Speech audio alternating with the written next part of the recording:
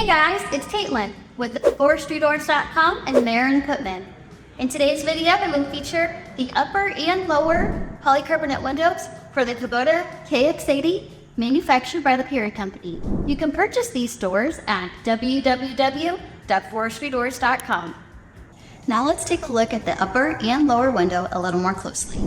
This lower window, it is coated on both sides for abrasion and scratch resistance. It is made to fit in your OEM glass screen. It is milled down to a 1/4 inch, which is the same as glass, while the rest of the door is a 1/2 inch polycarbonate. Now let's take a look at this upper window. As you can see, this window is curved, so that way you can use your existing OEM frame.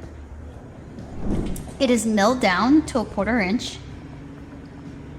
It is also pre-drilled all the way around, so that way you can use their metal fastening system and hardware kit for easy and quick installation. Well, that's all we have for today. If you need a polycarbonate door for your excavator, please check us out online at www.forestrydoors.com. Please subscribe to our channel, and until next time.